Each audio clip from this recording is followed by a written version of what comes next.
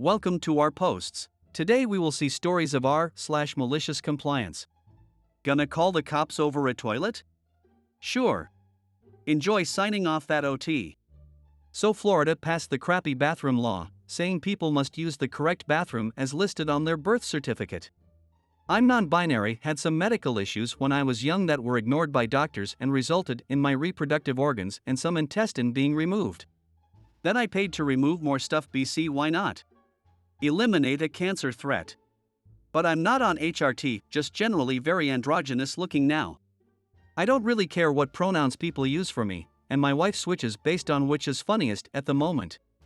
At work they told us they were enforcing the law strictly and staff wouldn't just be disciplined, they'd get the police called on them. Note, there is one gender-neutral bathroom in our building in the admin offices. You have to be buzzed in. Once they leave the office, you have to call a facilities person to let you in and security has to watch you. They're very big on enforcing a status around here. I got reported for using the wrong restroom, despite that it does conform with the gender on my birth certificate. I don't really mind which restroom I use, and in the past used whatever was available. BC, I have IBS and use the bathroom frequently due to aforementioned surgery. This just goes to show how effed up this law is and how it's going to discriminate entirely on appearance. I was told I was reported, and I pointed out I was following the law. Didn't get in any trouble. But they said, well, I need to be mindful of what others perceive. Cue my compliance. I have exclusively started using the admin restroom, wasting multiple people's times. I press the buzzer and make someone let me in. I have already lodged a complaint about the time it took someone to answer, and how withholding access to a bathroom could be an OSHA violation. I make sure to go after admin hours so security and facilities have to come up and report it, and I plan to complain anytime I wait more than 5 minutes for them to arrive. When we close and I'm on the floor, I say that I can't check and clear any off the restrooms, so the manager on duty has to find another person and stop their closing duties to do the other, because I helpfully remind them they can't check both or we have to call the police on them. Many of my co-workers are enjoying this and are supportive and doing the same at close. It helps that we are now getting 15-minute overtime due to closing. Our clock rounds to the nearest 15, and it applies to everyone in the building, so 20 people worth of overtime a day. It adds up. After confronting me on why I'm using their bathroom, a member of admin said that they're now looking into how they can change our existing bathrooms to be gender neutral. I said great, but I'm still going to use this one until then. Some other co-workers have said they're going to do the same. Still a crappy law, but with enough annoyance I may be able to at least change our district. Next story. I haven't had a sick day in 9 years. For reference, this takes place around 2017, so definitely pre-COVID. I used to work in a training center for a Fortune 500 company. When class wasn't in session, the building normally only had 4 people in it: me, trainee, the boss, and the 2 trainers. I called in sick 2 days in a row because I had some nasty lung infection. On the second day, the boss starts ranting at me about how kids these days have no discipline and I haven't taken a sick day in 9 years. I tried asking if he wanted me to get a doctor's note, but he was pretty adamant about me coming in the next day. He said that he can decide if I'm actually sick, and he can send me home.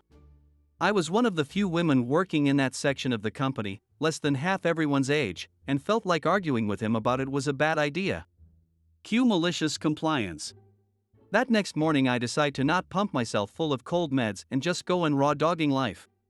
As soon as I walk in the door, the trainers look at me and I say, I'm very sick, might want to give me a wide berth. They looked at me wide-eyed, nodded, and went to a different section of the building.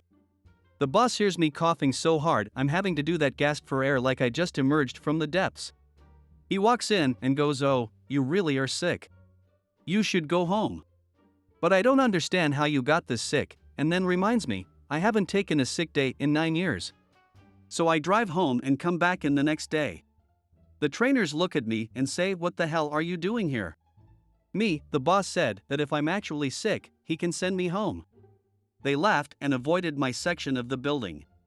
The boss once again hears me coughing and gasping for air and comes in and dismisses me, and this time tells me that he doesn't need more proof. I can come back when I feel better. 4 days later, Mr. I haven't taken a sick day in 9 years was sick with some nasty lung nonsense and was out for a week. If only he had more discipline. Next story. Want me to come in to work while throwing up? Okay. I work at a crappy fast food place, and because of my age, I sadly can't get a different job yet. A couple of days ago, I was throwing up a lot. I had to work 5 to 12 and I had already called out this month. I called my boss telling him I couldn't come in because I was throwing up. His exact words were, "We have plenty of trash cans and a bathroom. See you at 5. Then he hung up. I was very mad, but I'm also a very petty person, so I said thought okay bet. And went to work. I was obviously not feeling well and everyone could tell when I got there. My boss put me on the line, food making, and told me to push through it. I worked for about 30 minutes before I started getting nauseous. I waited until right before I was about to puke, ran to my boss hunched over, and threw up right on his shoes. Multiple customers saw this and started gagging. I looked up at my boss, smiled, and said I couldn't make it to a trash can. Sorry. Let's just say he allowed me to go home. Also, little fact, I am 14 years old and he still did this. Next story. If he says it's his, it's his. You sure you want to go with that? Anywho, like most public places, our library had a lost and found box. Located under the desk, people could ask, "Did you find?" But you know how that works. Until, as time marches on, we get a new boss. Karen seems overused, but since my post was removed for using an acronym, Karen it shall be. Karen did not like our lost and found setup. Instead, things had to go on a shelf behind the desk so everyone could see everything, and maybe remember that they had lost a particular item. This policy lasted maybe a week before we noticed a big problem. As public places tend to do, we attracted our fair share of idiots and a-holes. Including Jim. He came in one morning and upon seeing this new shelf of treasures, immediately claims everything on the shelf is his. That glittery pink onesie? His. That well-used pacifier? His. That one odd glove that had been sitting in the box for months? His. We all knew damn well that it wasn't his, and said so. And every time, Karen would override us. If he says it's his, it's his. Give it to him. Besides, he's clearing out this stuff, so who cares? Until the almost final straw. One of our regulars was a mom and her kid. Toddler age, could walk but had a stroller just in case. Usually well behaved, and always had Mr. Giraffe with him. And one day, Mr. Giraffe somehow got left behind. We immediately called the mom. They hadn't even made it home yet and kiddo is having a meltdown. She says she's turning the car around and should arrive in about 20 minutes. No worries, we'll take good care of him, showed kiddo a picture of Mr. G checking out a book, disaster averted. Or so we thought. Karen decrees that Mr. G be placed on the shelf with everything else. Just in time for a holy Jim to spot it and declare it his. The entire building staff is yelling that it is not his, mom is on her way to get it, etc., but Karen will not be moved. She hands it over anyway because he says it's his. Sure enough, mom comes, and no Mr. G. But we know where he is. Someone gets Karen out of her office, and as a group, head straight for Jim. Demand he return the giraffe, and of course he has no clue what we're talking about. Strange thing about kids, sometimes, they see closer to the ground.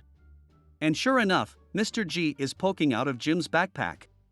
Kiddo grabs it with a shout of joy, and all Karen can do is stammer, but he said it was his, while the rest of us are saying we told you it wasn't. Now you would think we're done. But we haven't gotten to the malicious compliance yet. Sorry y'all. So get to the malicious compliance already. Shortly after the giraffe incident, Karen and Jim are still playing their games. Karen heads to a conference and leaves behind a very distinctive, very expensive-looking water cooler and tumbler. Bigger than a 1-cup morning commute mug, but not a big jug either, which, you can see this coming, Jim immediately claims is his. I swear he was almost hopping with glee at his latest find. A week later, Karen returns, only to find that Jim has her cooler. She tries to confront him, but all I have to do is say it's mine and they have to give it to me. That's the rule. We finally got our box beneath the desk that afternoon, and Jim had to describe anything he was going to try making a claim on. Next story. HR doesn't want to deal with too many child sick pay requests, no problem. My wife and I are both working, and meanwhile, our 2 kids are in daycare if they are not sick. Our agreement was that if a child is sick, one stays home the first day, the other one the next day, and so on until the child is fit again or one of us catches it too. On the one hand, that way care work is split evenly amongst us, and on the other hand, nobody misses suddenly work for an extended time. We are entitled to 30 days of child sick pay per child and per parent. It doesn't cover everything, but IIRC about 85 to 90%. Because we are alternating each day, we get 1 doctor's notice per day and split them accordingly among us. Instead of 1 notice for a week, we would have 5 which we submit to our employers and health insurance to deal with each other and get paid. HR, coincidentally the wife of my manager, told me that it is too much hassle to deal with a few papers instead of a single one, and that one of us should stay at home, implying my wife, as it's sadly still pretty normal for the mother to deal with care work. We did comply, but I will take my paid child sick days until I run out, and then my wife will start to cover it. Since then our children were sick twice and I stayed home the whole time, 3 days and a week. My manager asked why I wasn't coming in as I used to and that some orders nearly missed their deadlines. I said HR, his wife, wanted it that way, and I still have around 50 days of child sick pay left. I really enjoyed the look on his face. Before anyone assumes anything, my employer is great, and I have a good relationship with my manager and the owner. Next story. Boss wants me to cut internet to employees. I comply. When I was at the university, a friend landed a part-time job doing networking for a really small company and asked me if I wanted in because he also had other customers and was worried he wouldn't be able to handle them all. It was easy money, 12 hours per month, to basically maintain the network infrastructure, upgrade firmware on routers, check logs, run antivirus software and install some crap on computers, so I said yes. The company used to fix and sell printers and printer-related stuff. It was run by 2 ladies that were friends, let's call them May and June, but the CEO in functions was May's husband, let's call him CO Peter, who was also June's husband best friend. The rest of the company were accountant Peter, that shared the name with the CEO, some technicians that were never there, and 2 hard-working sales representatives. Basically, the accountant, technicians and sales representatives were the only ones doing work there. Even though May and June were also, technically, sales representatives, they hardly ever made a call. May spent all day browsing internet for things to buy, her thing was shoes. June spent all day chatting with another guy, not her husband, who also shared the name with the CEO. Let's call him Third Peter, and CO Peter spent all day watching porn, yes, at work. May appeared to have no problems with CEO Peter habits. I spent most of the time there trying to clean CO Peter's computer from the myriad of viruses that he would install browsing sketchy sites, and even when I complained a lot about it to him, he said that he didn't know why there were so many viruses and kept doing it every single day. The place was full of drama, and after a while, me and my friend would pretend to have work to do there and spend time there just for the LOLs. One day, May approaches me furious, saying that she caught one of the sales representatives browsing internet instead of doing calls. She wanted to disable internet for the representatives. I checked the logs. The representative browsed the specs of one of the machines she was selling, a newer model she wasn't familiar with. So, cue malicious compliance. I disabled internet for the whole company.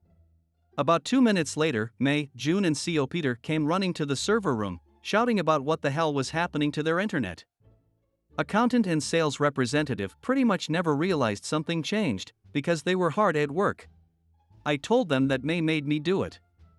She said, but just to the representatives, and I told them some bull that I couldn't block a specific IP because they were assigned dynamically, so they were about to change and blah blah blah.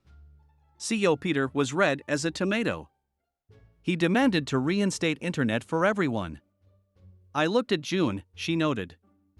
I looked at May, she said, are you sure you can't just for them? I said no. She exhaled. Okay, then, internet is back up. I hope you guys liked this video. If you did, make sure like, comment, share and subscribe the channel or posts.